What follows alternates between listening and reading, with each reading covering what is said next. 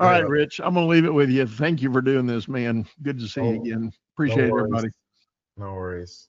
All right, I'm out. All right. Well, welcome everyone. As Doug said, I don't know how many people we have on the call. He'd asked me to kind of take the call, and of course, I didn't have time to put together an agenda, so I just decided that, like we had before when I was on, we just kind of do a general ask me anything, and Dana's on the call too, so that helps as well. Ask us anything about any deal you're working on, anything around about the process that you guys may be struggling with, or just want some general advice around, and then just kind of bat some ideas around if you guys want to. We don't have to. We don't have to make this an entire hour if you guys don't have anything to discuss. I'm more than happy to jump off and continue with my workday, but would like to kind of get you guys engaged and see what's going on in your neck of the woods, and if there's any questions that you guys have or any challenges that you're coming across that you might need some help with. And just feel free to jump in. This is informal. Don't be shy. I mean, most of you guys know us by now. So that being said, Well, just real quick, is anybody new on the call? Yeah, I'm relatively new. Good to see everybody. Yeah, good to see you, John. I don't How's think it I've going? ever met you. Yeah, good to meet you, John. Yeah, likewise. Yeah. Yeah. So what's happening with everyone? I know, Mark, I know you've got a deal. Yeah, we've been working on yours. So Yeah, look, I know you're super busy. I put a couple of questions in a chat to you, but it might be interesting to kick the concepts around, not specifics on the deal, but just the concepts on the call if that works. yeah, that would be maybe we can do something like that. Well, why don't I look at that? Well, I can actually just rattle off the question for the benefit of the All right. Why don't you do that? Yeah, I just hadn't had time to get to it today. But So my first question is, so I just got a counter. So the business I'm looking at had a little bit of erosion. We talk about how the sellers will take the foot off the gas as getting close. That sort of deal exhaustion kicks in. So she had a little dip in revenue. So it missed the debt coverage target. So the bank came in and said, okay, let's shave a little bit off the loan. Mm-hmm. What she wants to do though is say, well, let's keep the loan close to where it was. Let's reduce seller's equity. So the question is, overall deal, she's fine with the reduction overall, but she wants to change the shape to say, I want still more at the table. I'll just take less 2 years down the path. So she's trying to preserve as much cash up front as possible. So the question is, overall, the shape of the deal is the same. It's just, what it was indexed, more indexed at cash versus indexing on the seller's note. How does the bank see that? Does the bank care? Or do they think that it's better to get the actual loan down versus shaving off of on the seller's equity? Well, a lot of that depends on kind of that overall reduction and how it affects the overall kind of valuation and cash flow in the business. If it's, if you went in conservatively earlier in the process, and let's just say the loans, I guess the best way to put this is versus an 80% loan, maybe you're coming in with a 70% loan and a higher seller note, then maybe that fall off, as long as the fall off in performance doesn't put the note in a situation where now the lender was comfortable at, maybe they were comfortable at 80%, even though you did it at 70%, but now all of a sudden, now the loan, I guess the cash flow or whatever, the valuation is now coming in at 85% of what they perceive as the value of the business is. In that situation, the bank would theoretically come back and force you to take a smaller loan from that standpoint. But if there was some cushion in there, they're probably okay with that. Now on the back end for you, as far as the indexing of the seller note, obviously in a situation like that, where they've had a a fall off in performance, then I would, if she's willing to kind of make those adjustments, I would almost build in, forgivability into the note. So I'd build in some deferral overall, and you and I will talk specifically about your deal tomorrow on our call. But overall, I would specifically go for a deferral upfront of a couple years, because now the lender's going to count that as equity. Mhm.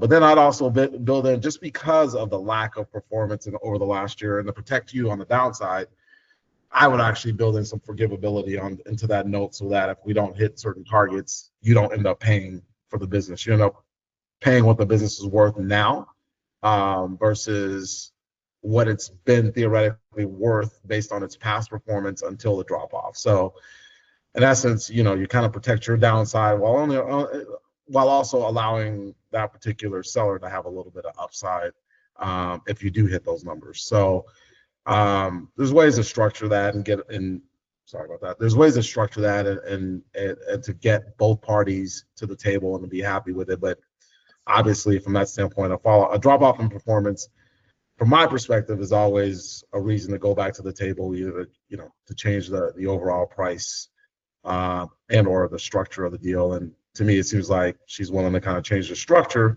and as long as that loan amount doesn't exceed maybe the max 80% that the lender was going to, you should be fine with it. Yeah, that's good. Okay. Dana, just any thoughts on it as well, or do you concur?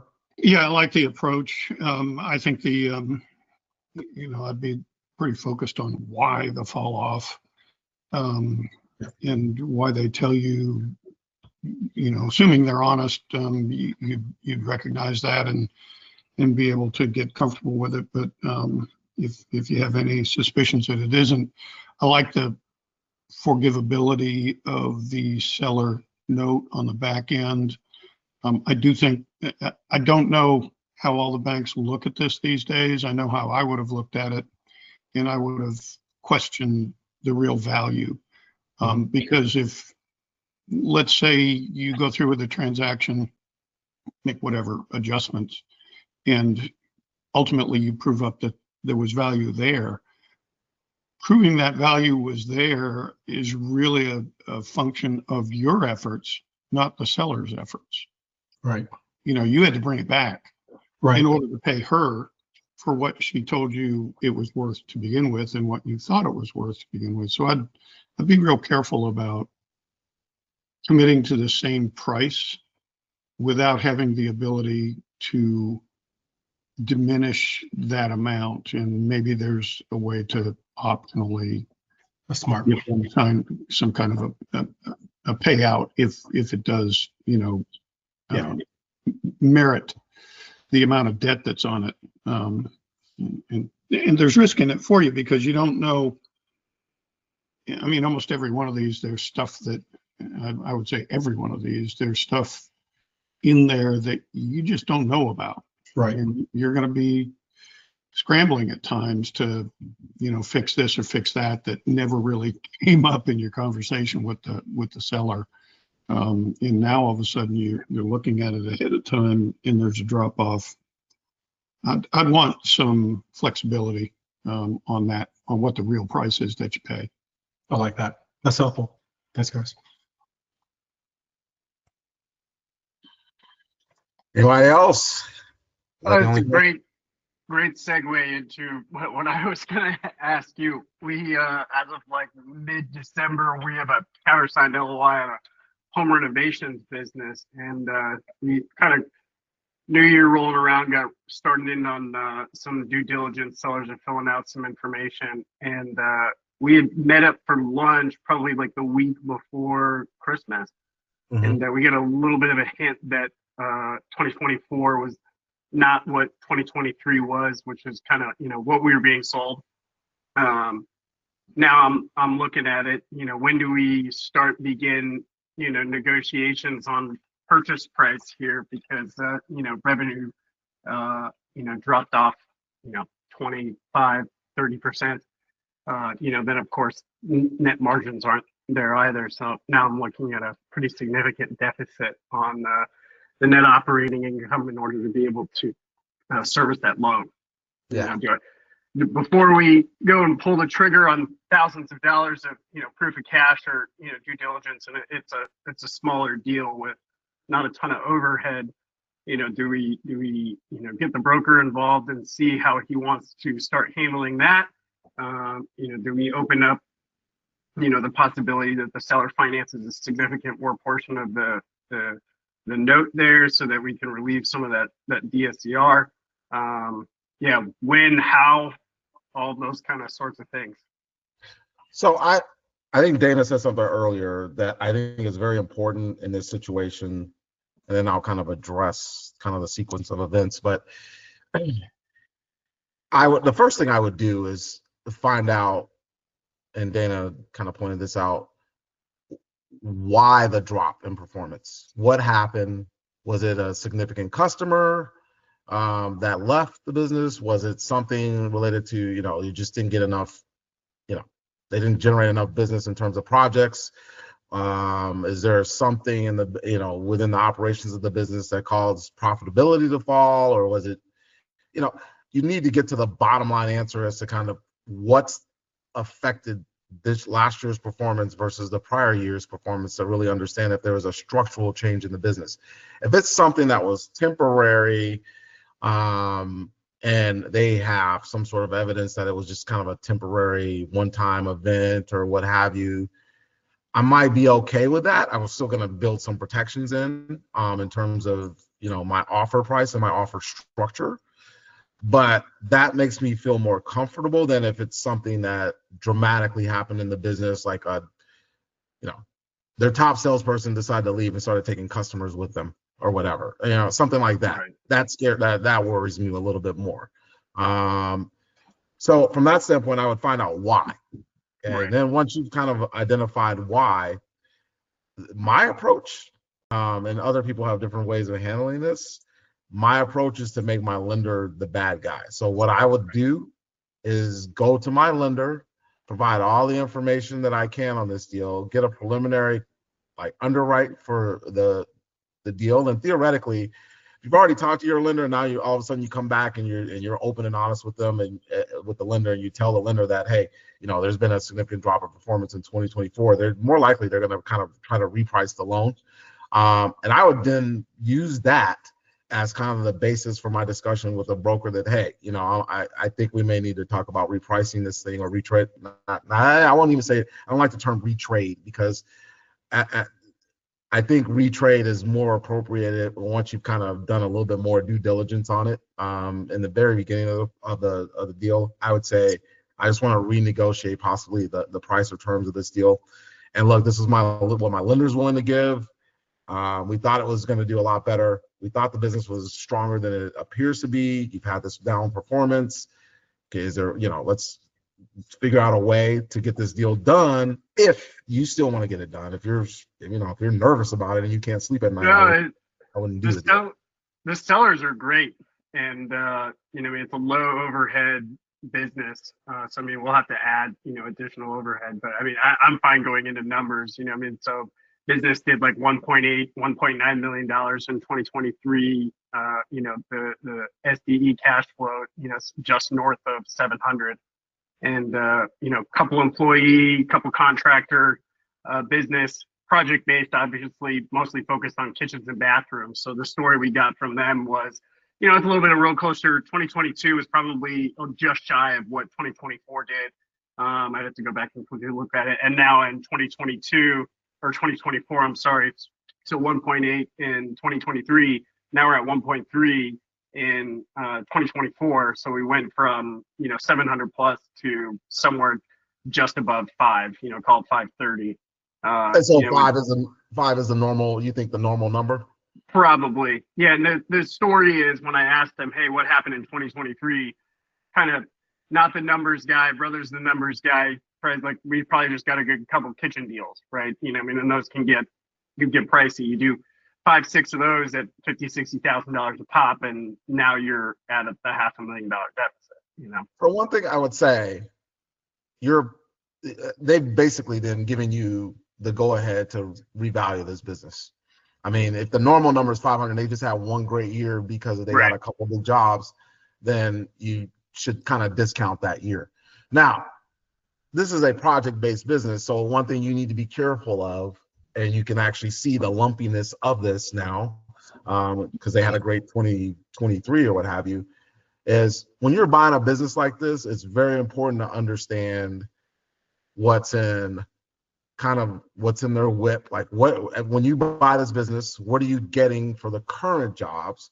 You also want to understand kind of what's in the pipeline, what that 9 to 12 month pipeline for future jobs looks like. And then you want to also look at their backlog. What jobs have they committed to that they haven't even started yet? That's not even in the whip. So those 3 areas, because with these project-oriented businesses, that effectively, because of the lumpiness of how this business works, you're really buying those 3 pieces of business. Because I mean, you could theoretically buy a business like this, and all of a sudden they don't have any pipeline whatsoever, and then you're buying it, and they're at the end of their whip, and then what'd you really buy? You bought a bunch of equipment, you bought a bunch of people that aren't working. I mean, classic business that's not marketed well, no technology, kind of all this sort of stuff. Some old school guys, and their claim, and what I can agree with you that we're buying is the backlog and portfolio of the work that they've completed, and the referrals that come in from their customers that they've satisfied previously. And that's what keeps the phone ringing. That's what keeps the phone ringing. So I just talked to him the other day. He said, I'm loading up work, we're going to need to hire somebody. I'm thinking about going to work over there. We'll kind of see how it goes, but I appreciate the feedback, and you're right. He has given me the green light, so we'll see how it goes. And I guess we'll start those conversations now versus trying to get further on down the line. And it's better to have them now up front, and just to get it out of the way than to get down the road and all of a sudden for them to, we don't like the price, and then you wasted a lot of time and money. I mean, honestly, we had just before the next question jumps on whoever has that, but we had a deal with an AE that we were working on. Hey, thanks. I'm going to take this call. But okay, no worries. Well, I'll tell everyone else the story. Yeah, we had a deal with an AE that we worked on with probably about, I want to say it was probably almost 7-8 months ago. And up front, we told the broker we're going to need about $1 million in working capital. It was in the LOI. It was clearly communicated to the broker. It was a situation where we thought everyone was on the same page. They signed off on the LOI. We moved forward. We get all the way down to the purchase agreement. I mean, so we've gone now 4 months into the process. We get down to the purchase agreement, and then they read the purchase agreement, and they're like, "Whoa, we didn't know we had to leave $1 million in working capital in the business." We're like, "What?" we had this discussion early in the process. So it's important, like for some of these issues, that you guys knock them out as soon as you can, or at least have discussions around them, so that you don't end up spending a whole lot of time, wasting a whole bunch of time and money on a deal.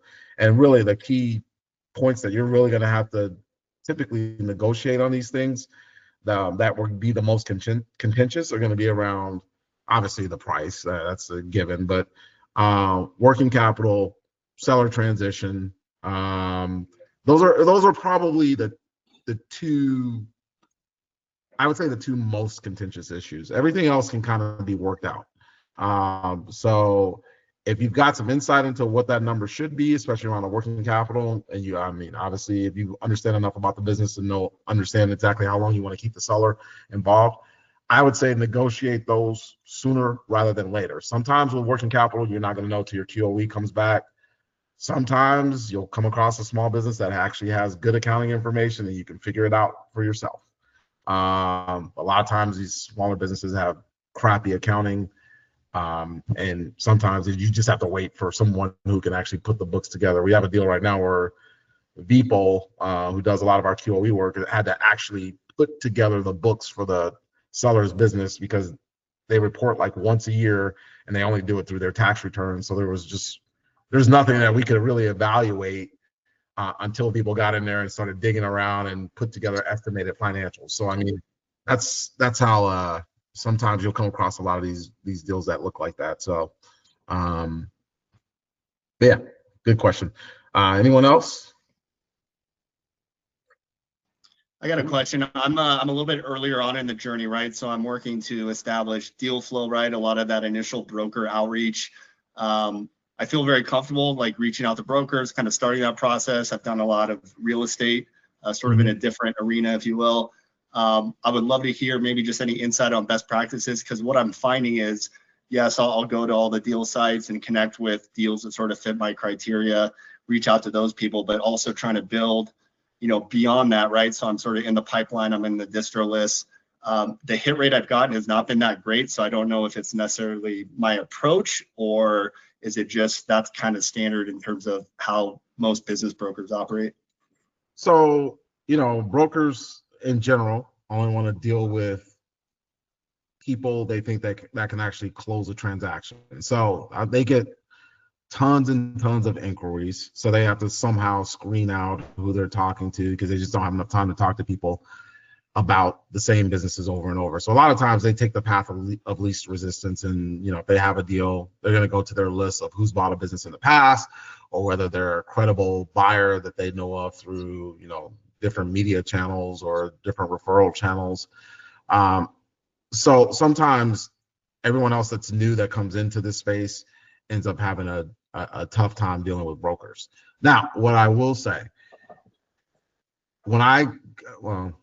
my experience is a little bit different, but let's just say the general advice that I give AEs when they come into the space and they're looking to establish relationships with brokers, first thing you should do, obviously, go to Biz Buy Sell and all the other different distribution platforms where they're selling businesses, and kind of note the brokers that are selling the businesses that meet your criteria. I would not even, yes, you can make inquiries about those specific businesses, but I would just gather the names of those brokers, and I would actually call them on the phone, like the old school method, not just sending an email. Actually try to get a hold of them on the phone, because they rarely get phone calls. Everyone just wants to send them an email. Hey, I'm interested in this business. Can you send me information about it? Okay, so a phone call stands out to them, like, oh, okay, this person is actually a real person. I would call them, then I would send them a copy of my resume and my investment thesis, and kind of a narrative about my background and what I'm trying to do in terms of building a portfolio. Like I would explain what my long-term goals are. I know I did that when I came out. I basically said, look, I'm trying to assemble a portfolio of businesses in this particular space. I've identified a couple. One that's currently, and at the time I was already under an LOI with one of them, but I actually mentioned, like, hey, I'm in the process of buying a business right now. I'm going to be looking for an add-on to that business. My long-term goal is to buy 5, 10, 12 of these things, roll them up, eventually sell them, whatever your plan is, whether it's a long-term hold, whether it's whatever. I mean, your plan can be a lot different than mine. But write the narrative, send the resume, send your investment thesis, and then call them again and say, hey, I sent you that information. Just want to know if we can have a chat about what you might have in your pipeline. Would love to work with you. Brokers love that stuff. I'm telling you right now, if you do that, they will get back to you with businesses. And once they realize that you're serious, they will actually call you before they even list it on Biz Buy Sell or what have you. Because what I've learned about brokers is they tend to be very lazy. And if they can get away with like selling a business without even putting it up on the platform first, they will do that, if they feel like they've got a buyer. So I would take that approach. Now, some people are like, that's just too much work or whatever. Well, okay, then you're going to be like everyone else that's out there, sending them a random email and hoping that they respond. But brokers, I'm telling you that, the thing they want to know is, if I talk to you and you take up my time, can you actually close on this transaction? And if they don't feel like you can, they're not going to waste their time, because they live off of their commission. So that's just my advice. Dana, you have anything you want to add to that? That's dead solid, perfect advice. And the other thing I'd add to it, which isn't much, but it is worth something, that's pretty significant. The more of these type meetings that you attend, the more you hear about your colleagues and what they're going through and what they're doing, you're going to sound a whale of a lot smarter with every one of those phone calls. And so when you're attending these things, participate, listen, take notes if you need to, follow up with phone calls with your colleagues or with us, however that makes sense. because the smarter you sound with those brokers and ultimately with the owners, the better your chances are. That's So, great. Appreciate it, guys. Thank you. Rich's advice is perfect, absolutely perfect. Anyone else have any questions here? You guys got us for another 30 minutes. Well, just to round up, yeah, I think that last discussion was great, and I can attest, John, that my first couple of calls, I was more in the Forrest Gump category, and the brokers could tell. But later on, your acumen, your confidence builds up on the calls, and it was a big difference. And a lot of these calls helped to get to that point. Yep. Rich, on your discussion with Alex, you were talking about, I know it's a project-based business, but you were talking about the WIP. Mhm. And is it right to consider the WIP part of the price, or were you saying not to consider part of the price? Well, it's part of the working capital. There's aspects of it's part of your working capital calculation, so it is theoretically factored into the price. So if you think about it, the WIP will consist of projects that you're currently working on in which you've either had some progress and billed for that progress, so your old dollars, or you've completed some work that you haven't billed yet. So in essence, there's an unbilled asset that should be sitting on your balance sheet that theoretically would be billed, and that would be part of your cash flow. And there's some projects where you may have actually billed ahead of time, you haven't started the work, in which case you have a liability, but you have the cash in the bank. It's important to understand those aspects, because when you're dealing with a seller who says, okay, I'm going to take all the cash, and then you've got some work in process going on. Well, okay, I understand them wanting to take some cash, and you have to determine kind of what the normal working capital level of the business is. But let's say anything over and above that, they typically will, you'll allow them to take. But if you look at your balance sheet and you've got this big, within your WIP, you've got all this cash on your balance sheet for jobs you haven't started, but yet you billed for, you can't let them walk with that cash. Right. That cash is, it's got some expenses that are going to encumber it at some point, or you're gonna have to pay for those projects or whatever. But it's important to understand kind of all the aspects of that, what's in that work, that WIP, or what they have. A lot of times these small businesses don't track their WIP through their financials. They keep it like separately, and then at the end of the year, maybe they might book some sort of an entry to recognize it. But they need to stay on top of that. And I think Vipo always suggests that people, especially when you guys take over these businesses, I agree with him. You want to track that on almost like a weekly basis. When I was a controller, we tracked it on a daily basis, but we also recorded it within our financials too, on a weekly basis, so that at any point in time, our executive team could see where our WIP was, what we billed for on continuing projects, what we've earned but we haven't billed for on continuing projects, and what we've billed for but we haven't even actually started working on these projects, because all those components affect your working capital. So yes, the WIP is ultimately factored into the price through the inclusion of working capital as part of that price. Interesting.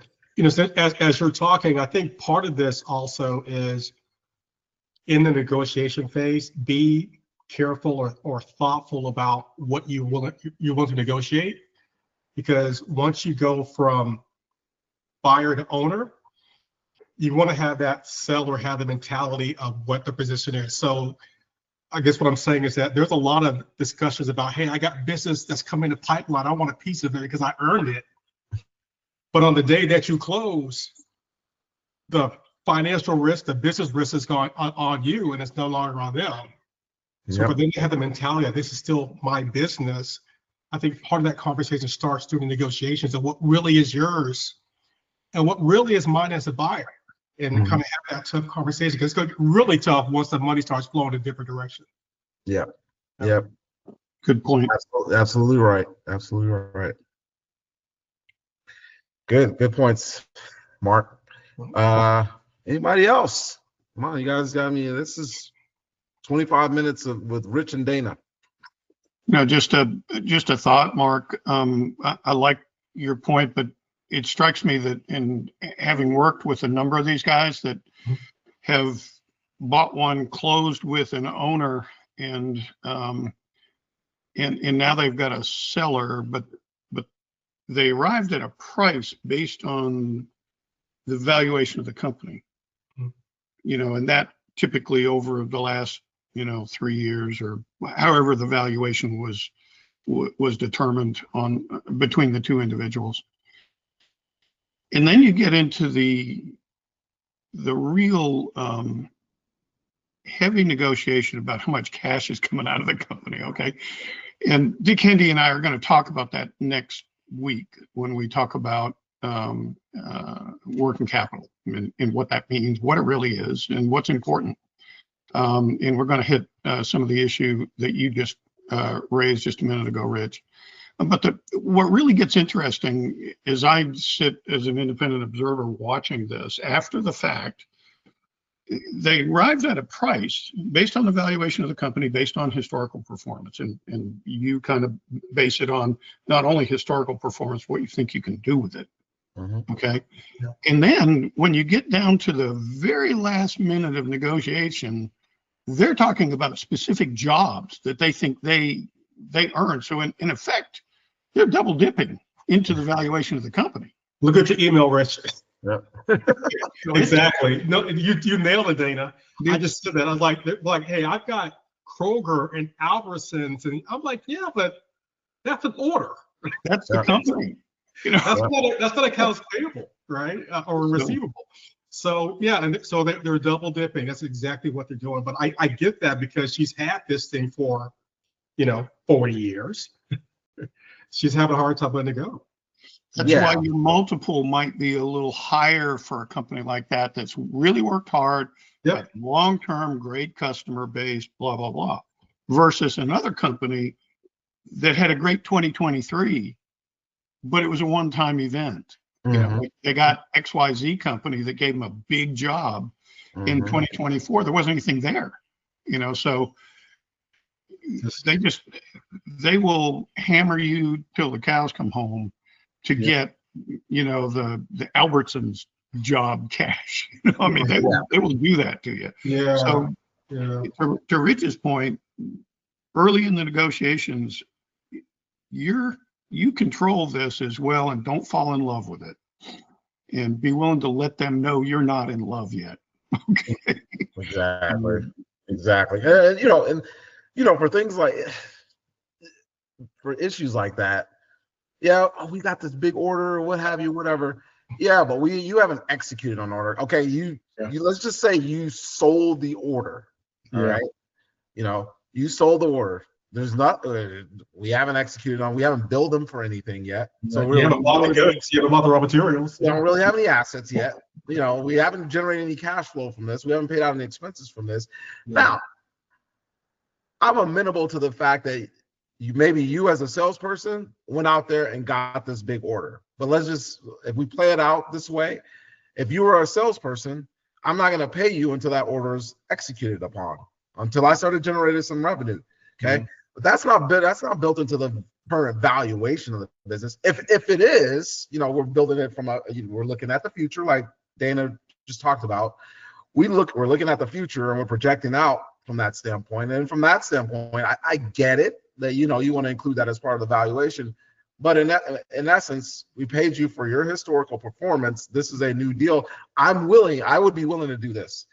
I'm willing to pay you once this specific deal closes out. If it's profitable, there's a certain amount of cash flow generated on that. I'm willing to pay you a commission on that particular business that you've generated before, as you're walking out the door. Other than that, I'm not going to pay you any more for the business. I'm going to pay you specifically for that particular piece of business, but it's not going to be full value. You still have to execute on it. You know what I mean? Yeah. Sorry for cutting you off. And the point you just made right there, you've taken the seller, the owner, out of the CEO seat and into a employee in business development or sales. Yep. So it's still a mental shift that needs to be made there. I think that it's a bit nuanced, but I do think that that's an important distinction to make and make sure that the way the deal structure lets them know how they're going to be sitting post the sign of the agreement. Yeah. Yeah, I have no problem with a small business if the seller wants to stick around and be a business development person, especially if they're a great, Yeah. if they've been great at that, and that's what's driven the sales for this particular business, at least for a while, until you get your hands under the business, and maybe you can eventually get that person to train another, business development person that you might bring in. I have no problem with a seller staying on and paying them a commission for going out and getting business for me, because that's just incremental business at that point that maybe you wouldn't get because they've had those relationships out there, and they haven't transitioned all of them at that point of sale. So I don't have a problem with that. But as far as value, going to, trying to tie it to what you're paying and the value of the business, Yeah. I would completely separate that from that standpoint. Well said. Thanks, guys. Yep. Anyone else? Hey, wait, welcome, Blake. Just saw you. Anyone else? We got 19 minutes. What's up, Rich? What's going on? September seems like a long time ago. I know. It's been a while since we talked. You got anything? Blake, John, Race, Alex? Just watching deals, man. It just seems like not a ton in my market. I'm, looking at smaller, kind of geography. So Yeah, this time of year, it'll start to, I think there's kind of a transition period from December up to about February or so, where you'll start to see more deals come back online. I think everyone will be getting off of kind of vacation break, because some sellers do, they may have to, let's put it like this. Some people who are contemplating selling their businesses probably went on vacation during December, maybe a longer vacation through January, and then they come back and they start getting back in the swing of things, and they're like, I want to sell this thing. So let me start preparing to get it sold. And so you'll start to see some stuff start to pop more in February again. You should start seeing a pickup in kind of what you're seeing flow through even Biz Buy Sell or any of the other job boards, business for sale listing services from that standpoint. All right. Going once, going twice, going 3 times, 4 times, 5 times. All right. Well, hey, if you guys don't have anything else to discuss or have any questions about anything else. I do have a question. What other job or websites are you guys looking at besides Biz Buy Sell? Is there anything? There's a few paid one. What's the one? Dealstream. Dealstream's one, and then there's one I used to use all the time. That was kind of the sizes of the businesses are a little bit bigger. Starts with an A. Hold on. I have it on. Axial. Which one? Talking about Axial. Yeah, Axial. Axial's another one that I use. There's going to be a little bit higher end businesses on that one. But I have a philosophy about, this goes back to my frustration with off-market deals. Everyone thinks off-market deals are kind of the holy grail. And you can find a good one here and there.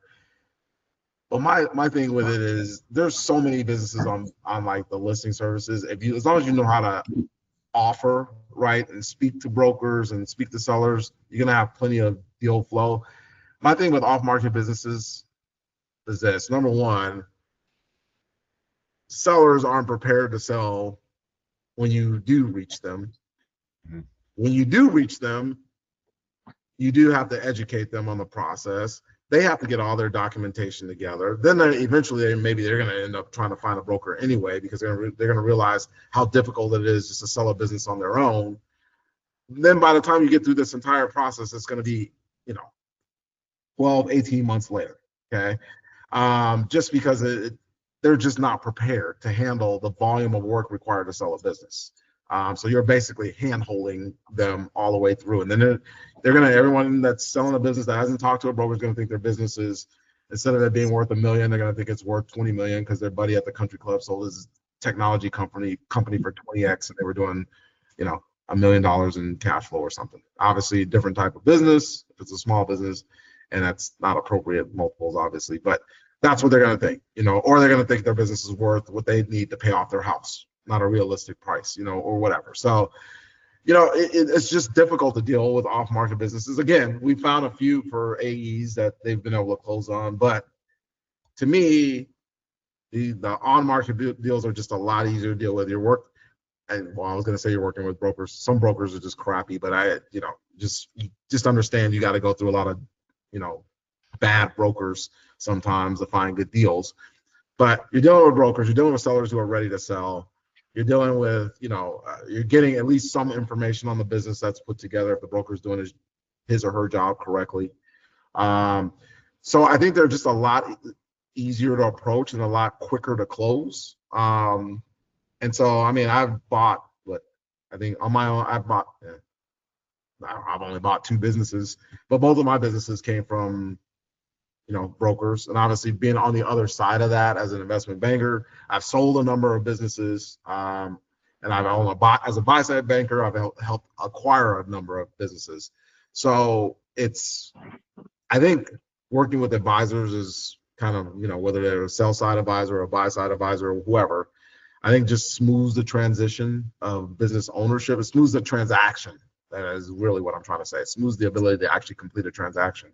So I would spend 80 to 90% of my time with listed businesses. And then if you've got 10, 20% free time out of that to spend, reaching out to business owners in your local market, go for it. And I would say the best way to do it is not sending an email, but going to a networking event where, small business owners hang out, talking to local attorneys, talking to local accountants, talking to local bankers.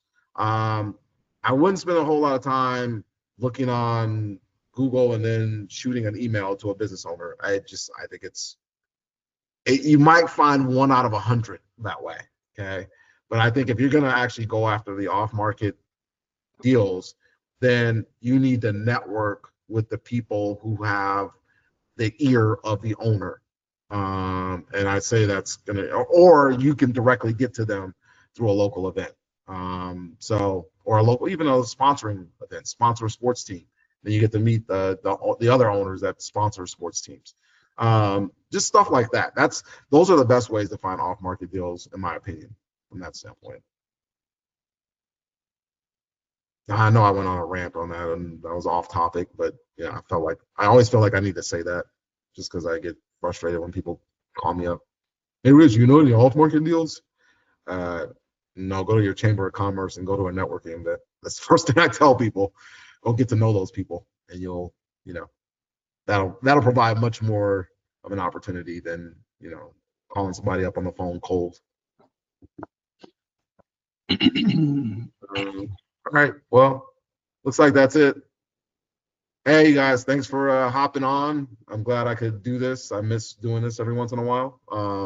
But if you guys need to reach out to me, you can reach out to me through Slack. Dana, you can reach out to Dana through Slack if you need to reach him as well. If you guys have some deals you want to talk about, that's what we're here for, your specific deals. So don't be shy with that. Yeah, thanks for being here. Thanks, Rich. Thanks, Thanks, everybody. Take care, everyone. All right, you guys.